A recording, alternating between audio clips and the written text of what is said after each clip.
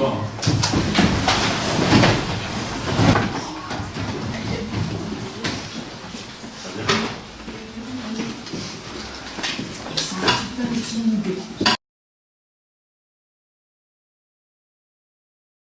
D'un chemin de fer français fort. Et ce sera une entreprise publique à capitaux 100% publics. Ce sera dans la loi 100% de capitaux d'État. On ira au bout. Donc le gouvernement fait bien son boulot On ira jusqu'à au bout, présent. dans le respect de chacun, dans la considération, et sans que nul n'oppose les Français entre eux. Mais il faut aller au bout parce que c'est ce que notre pays a. Emmanuel Macron a pris du temps. En Guadeloupe, le président est allé au contact pour expliquer son action, faire de la pédagogie sur ses réformes, mais aussi répondre à certaines polémiques, notamment lorsqu'un jeune l'interpelle sur ses propos tenus face à un horticulteur en métropole. Vous avez dit à un jeune en métropole qu'il traverse la rue et il trouve du travail, mais c'est pas facile. Vous savez, alors, c'est pas comme ça que ça fonctionne. C'est facile pour personne. Et je suis toujours aux côtés de ceux pour qui c'est pas facile, sinon je serais pas là et je me battrais pas chaque jour. Le chef de l'État sait qu'il doit convaincre après un été difficile et une rentrée tout aussi minée. À Pointe-à-Pitre, il appelle les Français à s'engager à ses côtés, ce qu'il explique longuement auprès d'un restaurateur. Plus on s'engage, plus on travaille, plus après on en a les fruits. Et c'est vrai qu'on a un peu perdu le sens parfois, ou du mérite, ou du temps. Donc on va se encore un peu, c'est ça ? Non, c'est pas patienter. Je vous demande pas de patienter. Je vous demande de vous engager et de continuer à faire plus. Emmanuel Macron est aussi interpellé sur la question des migrants. Là encore, le président se veut rassurant et didactique. Je suis tout à fait favorable à ce qu'on accueille tous celles et ceux qui risquent leur vie. Mais après, il y a des règles. L'OFPRA les applique et elle ne les tord pas. Mais après, par contre, ce que je veux vous dire, c'est que, quelles que soient les règles, on ne peut intégrer les gens que quand il y a de la solidarité à visage humain. Aux Antilles, le chef de l'État fait de la pédagogie, mais il tente surtout de déconstruire son image de président distant et vertical.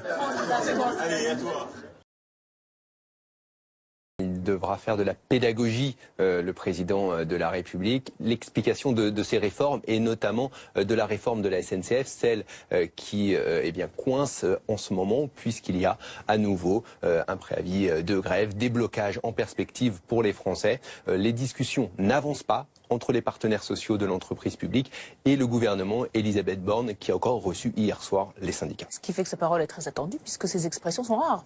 Ces expressions sont très rares. La dernière, elle datait du mois de décembre. C'était un entretien diffusé sur France 2. Là, on arrive au 1 an de l'élection d'Emmanuel Macron. Il y a donc la volonté de s'exprimer sur le climat social qui est brûlant dans le pays. On va fêter l'anniversaire de mai 68, même si la France n'est pas à l'arrêt, bien entendu.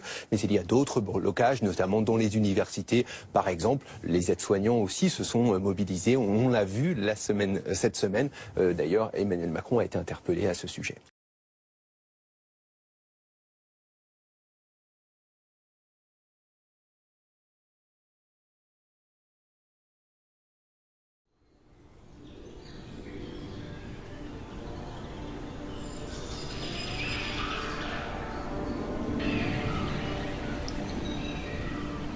Est-ce qu'il est possible que nous soyons en train d'écouter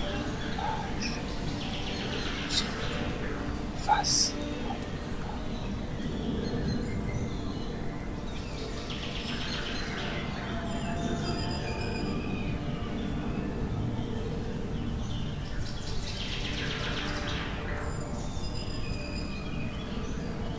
Ok, tu m'entends? Le livre d'images est le paradoxe que nous propose Godard dans son dernier film. Comme si le livre n'était pas un objet, mais une relation entre les choses. Comme si on pouvait écrire un livre sans tracer une seule ligne, sans produire la moindre phrase. Comme si les images étaient des mots et les mots des images. Mais on le sait tous, il y a distinction radicale entre le vu et le parler, le visible et l'écoutable. Je n'entends pas ce que je vois, je ne vois pas ce que j'entends.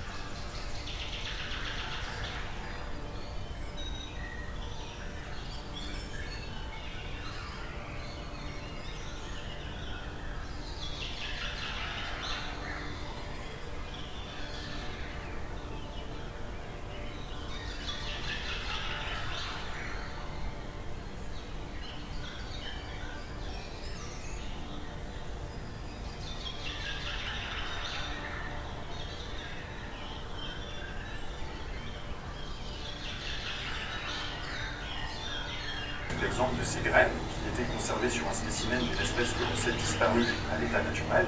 L'idée, c'était de se dire, peut-être qu'à partir de ces graines, on va pouvoir les faire germer pour reconstituer en quelque sorte une espèce qui est disparue. Pour le moment, ce sont des essais, on ne sait pas encore faire ça, et qui sait si dans 10 ans, dans 20 ans ou dans 30 ans, il n'y aura pas de nouvelles applications possibles à partir de ces collections végétales.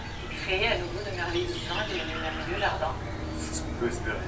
Eh bien merci Marc Janson d'être venu sur notre plateau co-auteur avec Charlotte Fauve de ce livre Botaniste, un bol d'air frais qui fait du bien. C'est aux éditions Grasset. Tout de suite, c'est dans l'air. Ne bougez pas, c'est dans un instant. Bonne émission à vous.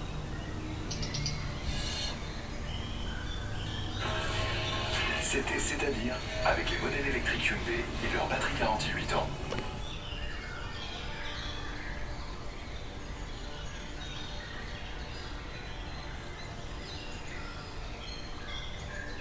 Et qui s'arrache.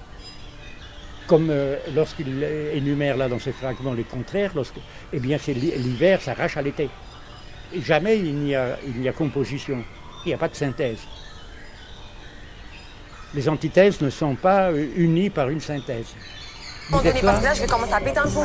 Ils sont là, vous n'êtes pas là-bas. Non, je t'ai pas dit ça. Ne me dis pas que j'ai pas dit parce que franchement, ça va un truc, ça va m'énerver de ouf. Mais pourquoi t'assumes pas alors qu'il y a rien en fait? Ne m'invente pas. Il y a rien en fait. Ne me dis pas un truc que j'ai pas dit. Ne me dis pas un truc que j'ai pas dit. Pourquoi t'assumes pas en fait? On ne peut pas dire qu'il y ait un principe ou quelque chose qui nous gouverne. On peut simplement dire que même la différence entre homme et Dieu et même, ne peut pas être pensée sans qu'il y ait conflit, quelque chose de conflictuel, quelque chose d'antérieur. Ça ne signifie pas qu'on fasse de Polémos une puissance quelconque. Il était simplement là. C'est ça la condition sine qua non de tout ce qui est. C'est pas toi, espèce de bolosse que tu es. Tu sais faire que ça. Et alors, tu veux faire quoi? Tu veux faire quoi? Vas-y, je t'entends, tu recules. Tu vas faire quoi? Tu vas faire quoi? Mais il n'y a pas de souci. Alors là, on se trouve naturellement à la croisée de chemins interprétatifs, puisqu'on peut se décider pour la guerre ou on peut se décider pour les contraires, pour l'identité des contraires. Et alors naturellement, se pose la question de savoir que peut signifier la phrase, l'équivalence de la paix et de la guerre. Là non plus, j'ai pas de réponse, mais il me semble que la question mérite au moins d'être... Bah non, je suis en train de parler avec elle, soigner. Bah non, elle m'appelle, elle vient me parler. Ok, mais c'est bon, je suis en train de discuter avec elle, je l'ai pris à part justement pour me calmer, mais si, elle commence pas à crier, parce que vous venez me parler, vous venez me parler, je l'ai pris à part justement pour pas péter un câble, pour intimider. Héraclite, plein de haine contre son origine, se retire dans la montagne, le front altéré, voué à la solitude éternelle d'une longue déambulation terrestre.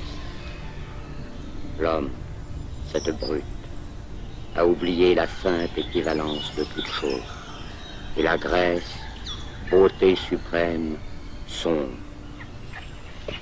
Dans la montagne, plus proche du Dieu dont il connaît le défaut, son absence, dans un effort abaissant pour être maître du tout, l'obscur mange des plantes vertes et des feuilles.